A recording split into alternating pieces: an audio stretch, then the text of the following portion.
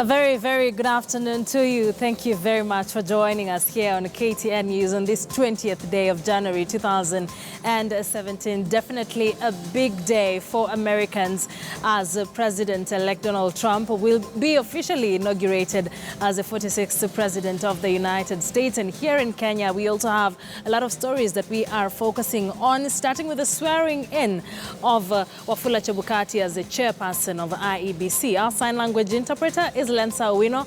My name is Akisa Wandera. News Desk begins now. Now, Wafula Chebukati has been sworn in as the new chairman of the Independent Electoral and Boundaries Commission. Here's part of his speech as he was sworn in and the messages of Chief Justice David Maraga and Attorney General Professor Githu Muigai.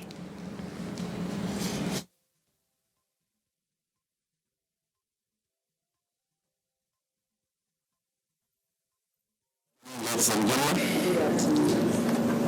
the Honorable Chief Justice David Maraga, Honorable Attorney General Githu Muigai, distinguished guests, ladies and gentlemen, I am looking here today as I accept the position of the chairperson of the Independent Electoral and Boundaries Commission.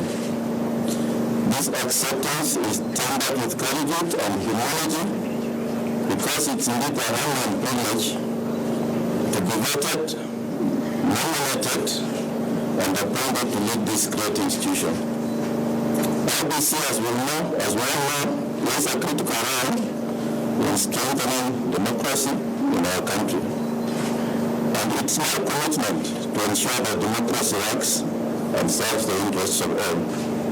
Therefore, I pledge to serve Kenya as a country and Kenyans with utmost dedication, faithfulness, and integrity, as expected of all state officers and our Constitution.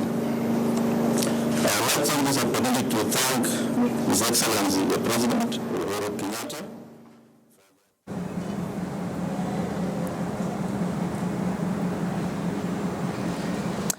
That is the new chairperson of the IEBC, Wafula Chebukati, who was sworn in minutes ago as the chairperson of the Independent Electoral and Boundaries Commission. And later on in the program, we will be joined by our senior parliamentary reporter, Patrick Amimo, who will be giving us more details about some of the promises that Wafula Chebukati has made, and as well as taking a look at his entry as he comes into office in a very crucial time. Now, the Council of Governors is currently holding a crisis meeting with clinical officers at their Delta House offices here in Nairobi's Westlands area. You recall that the clinical officers issued a strike notice, and the Council of Governors is now seeking to avert that strike that is set to begin on Sunday night. Our reporter Nick Ombua is following these developments and now joins us live for further insights from our city center studios. A very good afternoon to you, Nick. Thank you for joining us. Can you tell us about some of the things you've heard about this particular meeting, and what solutions are they looking to have to avert this particular strike by clinical officers?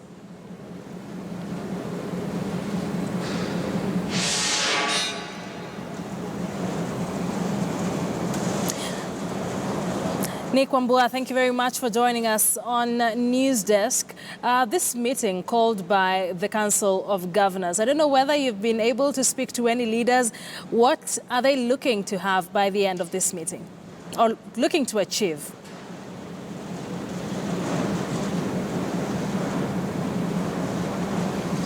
All right, it seems we have a problem with the sound, but we'll definitely try and fix it so that we can speak to Nick Wambua, who's joining us from our city center studios, and get an understanding of what exactly the calling of this meeting by the Council of Governors means for the clinical officers who issued a strike that, if not averted, will begin on Sunday night. Remember, doctors are still on strike, and there have been various threats, nurses as well, and we'll definitely be bringing you details about the same. Staying with the crisis in the health sector, the Secretary General of the Kenya National Union of Nurses, Seth Panyako, is issuing fresh threats of a strike for the nurses. Panyako spoke a little earlier to our reporter Timothy Otieno, who also joins us live for that update. And of course, Timothy Otieno will be joining us from our City Centre studios with updates on the impending strike by the nurses as he spoke to Seth Panyako, the Secretary General for the Kenya National Union of Nurses.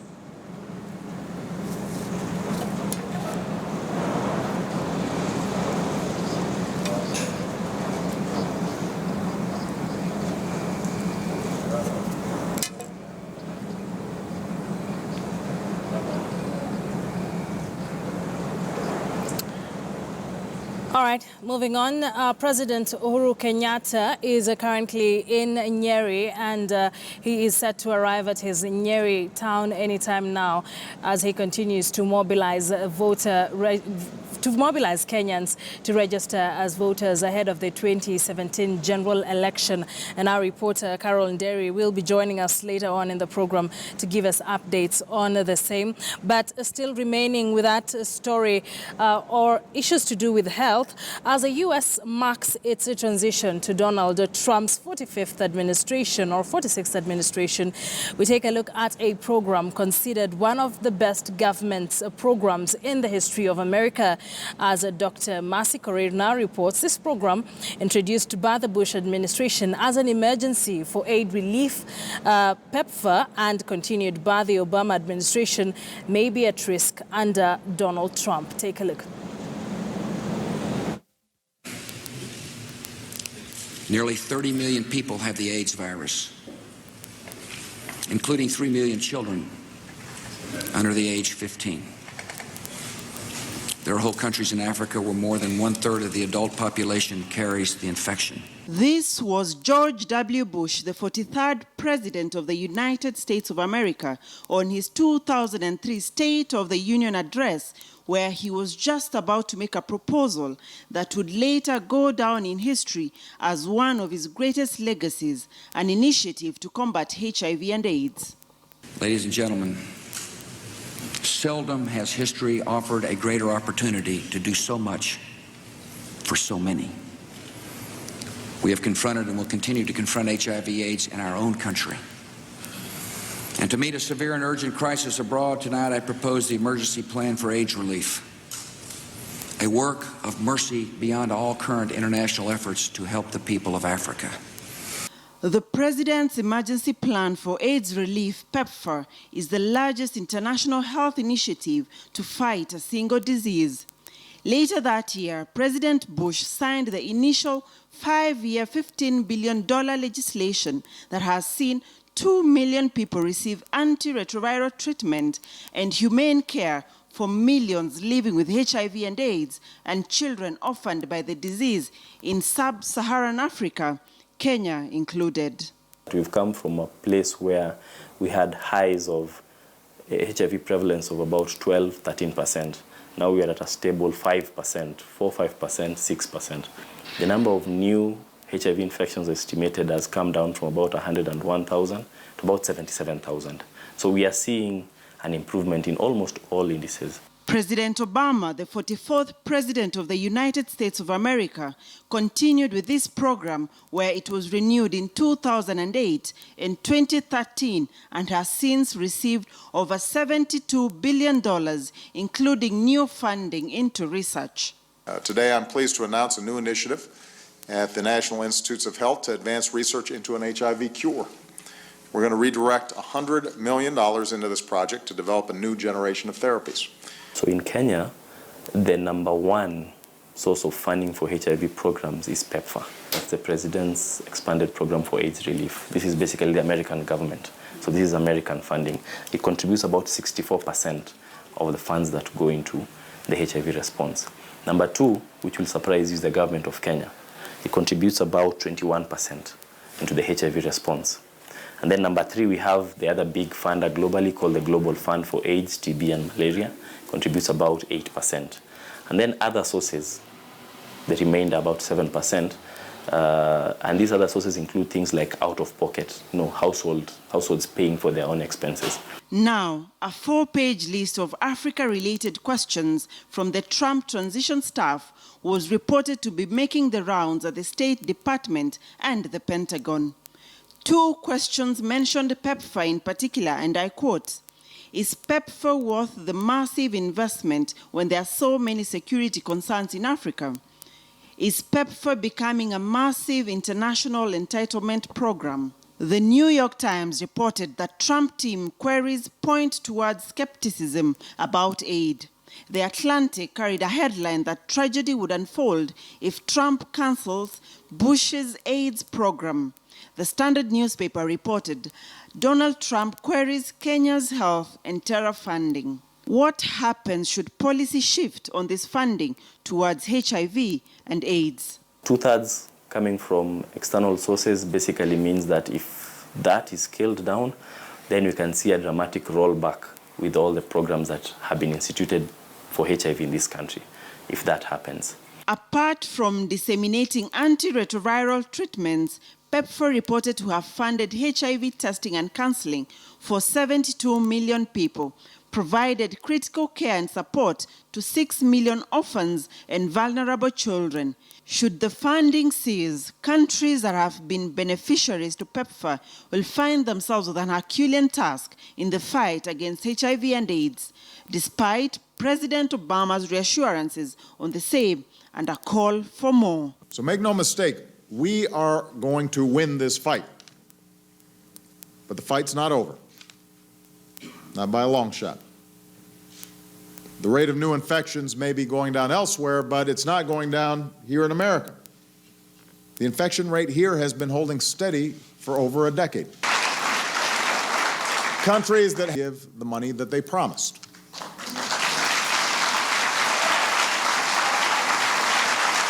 Dr. Mercy Korir, KTN News.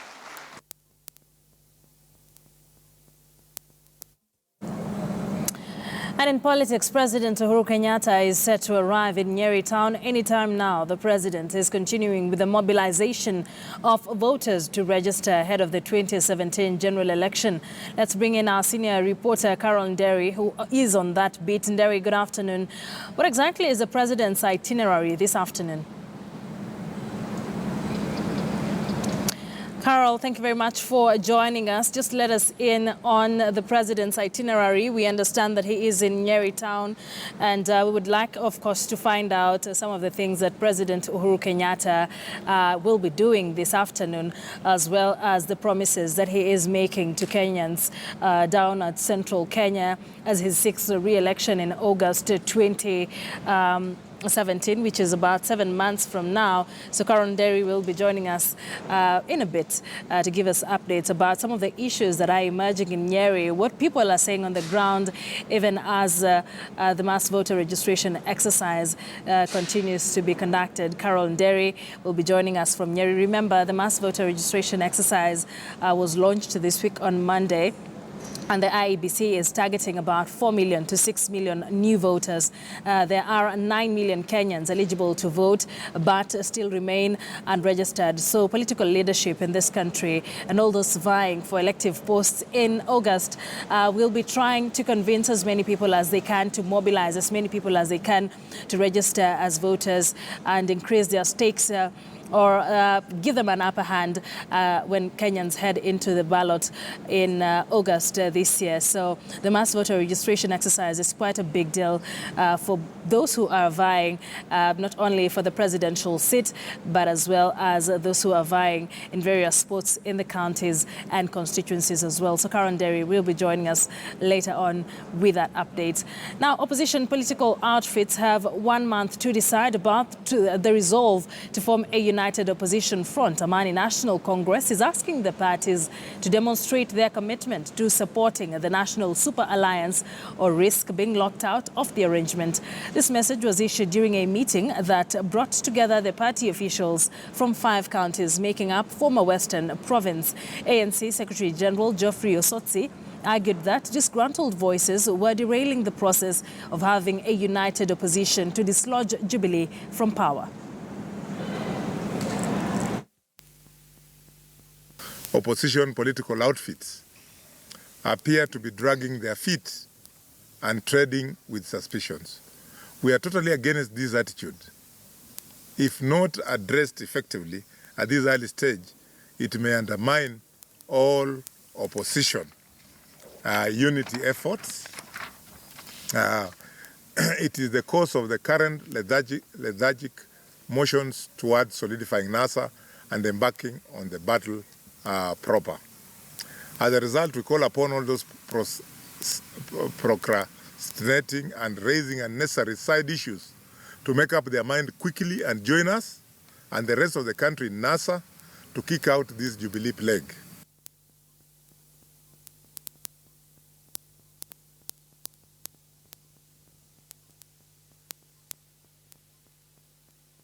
All right, and still on politics, let's head back to Nyeri County, where reporter Carol Nderi now joins us with an update about President Uhuru Kenyatta's tour in Central Province as he seeks to mobilize as many Kenyans as he can to register as voters and vote for him to earn him a second term come August 8th this year. Carol, good afternoon. Kindly let us in on the president's itinerary this afternoon.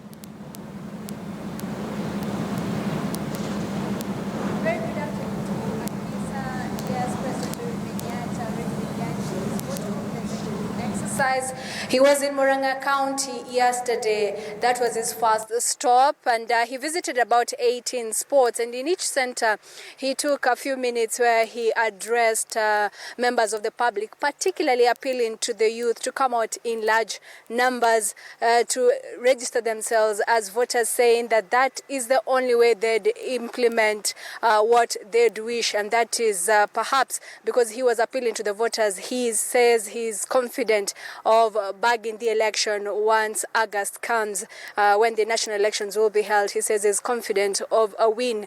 And currently, President Uhuru Kenyatta is in Isiolo County. He will be coming to Nyeri County later this afternoon, where he will continue with the voter mobilization exercise. And Akisa, perhaps the IEBC officials have expressed concern that not as many people are coming out in this part of the country to register themselves as they would wish. They're saying about less than 2,000 registering themselves per county, and they're targeting all the counties in this region that they're hoping that people will come out in large numbers. And perhaps to give us an insight first on the president's visit, because he'll be coming to Nyeri later this afternoon once he leaves Isiolo. We will be talking to one of the MPs, legislator from Nyeri County, that is Kanini Kega, Member of Parliament for Kieni here in Nyeri County. Thank you very much, Mheshimiwa, for joining us live on KT News. Perhaps an insight into the president's itinerary. Currently he's in Isiolo. He'll be coming to Nyeri later, and you're expecting him? Absolutely, and we are looking forward that in the afternoon he will be joining us so that we go around. We start with Kiamariga, which is in Madera constituency. Then we go to Karatina town, and of course, if time allows, then we go to Mukurweini, Othaya, and then come to Nyeri town. But what is important is that the president is appealing to all Kenyans, not just his strong support base, but he is appealing to all Kenyans to get out there. If you are not a registered voter, register yourself as a voter first. When it comes now to making decisions on the 8th of August this year, then you make that decision that time. So unlike our opponents who are focusing on their regions, for us we are saying that we want to register as many voters as possible, regardless of whether they are going to vote for us or not, because that's a constitutional right. So we are expecting that he will be joining us maybe in an hour.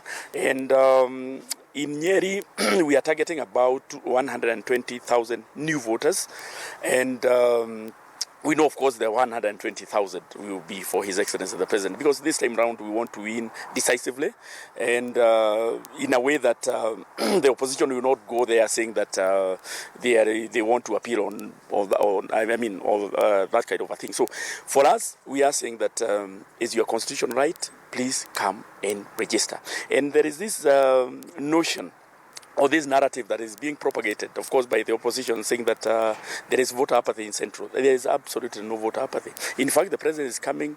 It's a working tour. Like now, he is in Isiolo opening the airport, so he is on a working tour. It's not that he is coming to address the issue of voter apathy. No, it is a constitutional right of every person, of every Kenyan, to register as a voter.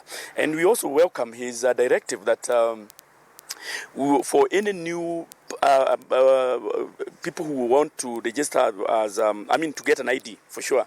It has been taking 2 or 3 weeks. He has given a directive, regardless of where you come from, that it should take a minimum or a maximum of 3 days. And I think that definitely will actually help us. Okay. Yep. Still on the voter apathy issue, and we accompanied the president yesterday in Murang'a County in all the 18 stops. Our crew were with him, and in every center, yes, he was speaking vernacular Kikuyu, perhaps to appeal more to the masses, but he was also speaking in Kiswahili, asking the youth specifically to come out. Why the youth? Is it still on voter apathy? There have been fears that some are fearing the BVR machines will net drunkards and petty thieves, and as Mau Mau, I think you've had some of those rumors. What would you say to the youth who are fearful that the BVR will nab criminals? That's the notion. Yeah, I think there's another narrative that is being propagated also by the opposition, so that they can dissuade the youth from registering as voters, because they know that the majority of voters now we have in Kenya are the youth, and sometimes they are a bit reluctant to go and register because they fear that maybe the fingerprints will be used for other purposes. Let them be told that the fingerprints that are being taken are purposely for voting, no other business. So we want to encourage our young people, please go and register yourself as a voter. If you have an ID, it's your constitutional right.